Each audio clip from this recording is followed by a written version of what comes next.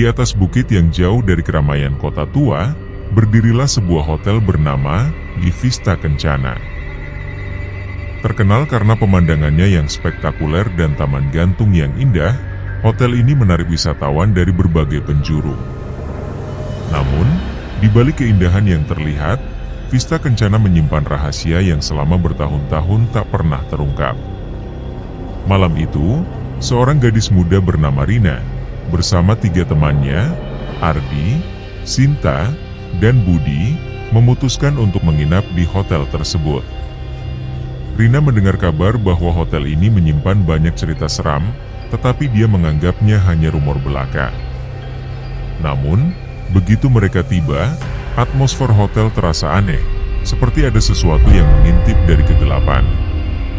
Udara dingin menusuk kulit, dan angin yang bertiup terasa membawa suara-suara aneh, berbisik lembut di telinga mereka. Saat mereka check-in, seorang resepsionis tua dengan mata yang dalam menatap mereka tanpa senyum. Ketika menyerahkan kunci kamar, pria tua itu memberi pesan, dihindari lantai atas, terutama setelah tengah malam. Jangan pernah keluar kamar. Rina dan teman-temannya hanya tertawa kecil mendengar nasihat tersebut, menganggapnya sekadar peringatan konyol untuk menakut-nakuti tamu. Mereka akhirnya mendapat kamar di lantai 3, kamar 308. Kamar itu luas dan megah, dengan jendela besar menghadap ke taman gantung yang suram namun indah di malam hari.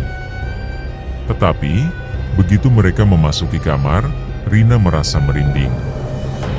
Ada bau yang aneh, seperti campuran bunga layu dan bau besi yang berkarat. Sinta, yang juga merasakan keanehan, mulai meraba-raba dinding kamar. Dan tiba-tiba, ia menemukan bekas bercak merah samar di dinding, seperti bekas darah yang telah dicoba dihapus. Malam pertama berlalu tanpa insiden. Mereka tidur nyenyak, meski kadang terbangun oleh suara derit lantai di luar kamar yang sepertinya datang dari ujung lorong. Rina meyakinkan dirinya bahwa suara itu hanyalah bayangannya. Di malam kedua, Rina terbangun karena mendengar suara langkah kaki yang berat di luar kamar mereka. Dengan jantung berdebar, ia mengintip dari celah pintu. Di ujung lorong yang gelap, ia melihat seorang wanita bergaun putih lusuh yang tampak melayang, bukan berjalan. Wajah wanita itu pucat, dengan mata kosong yang menatap lurus ke arah Rina, membuat bulu kuduknya berdiri. Rina segera menutup pintu dan menarik napas berat. Ia menceritakan pengalamannya kepada teman-temannya, tetapi mereka merespons dengan skeptis, menganggap Rina hanya berhalusinasi. Hari ketiga, mereka memutuskan untuk menjelajahi taman gantung di lantai paling atas. Saat mereka berada di sana, suasana terasa lebih dingin dari biasanya. Sinta, yang merasa tidak nyaman, memutuskan untuk tidak ikut, tetapi Rina, Ardi, dan Budi terus berjalan masuk ke dalam taman itu. Pohon-pohon di sana tampak layu, dan bunga-bunga tampak kering, seperti tidak dirawat selama bertahun-tahun. Tiba-tiba, Rina merasakan kehadiran seseorang di belakangnya. Ia berbalik dan melihat seorang pria berpakaian penjaga hotel yang tampak berdiri diam di ujung taman, memperhatikan mereka dengan tatapan kosong. Pria itu tidak berbicara, tidak bergerak, hanya menatap.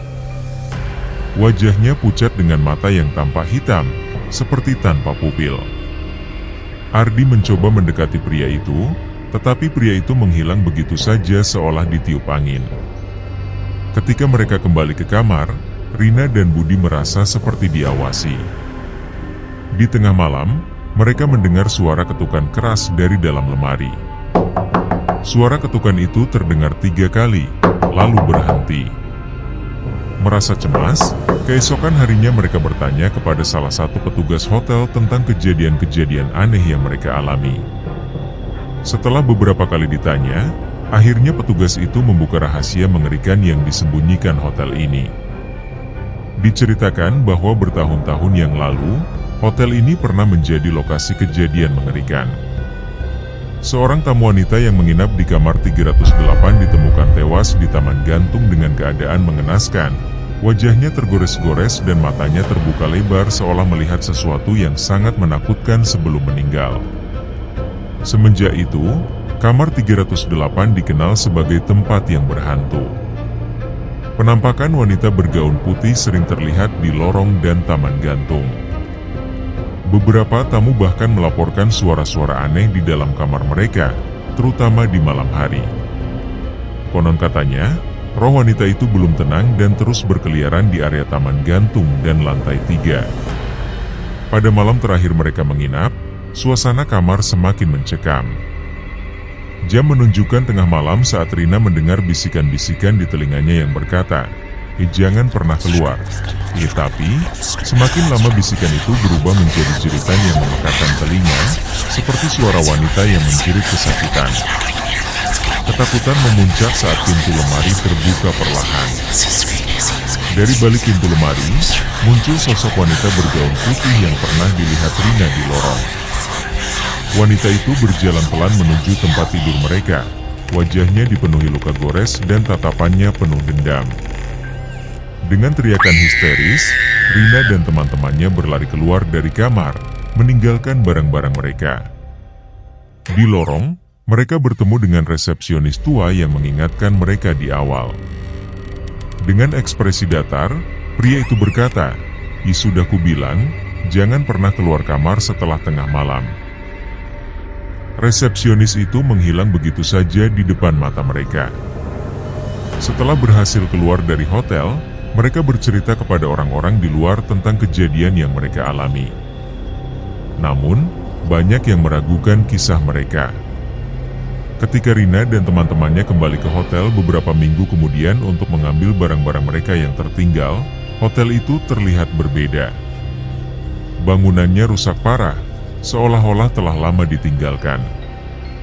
Di pintu masuk, hanya ada tulisan, "Selamat datang di Hotel Vista Kencana, tempat peristirahatan yang terakhir."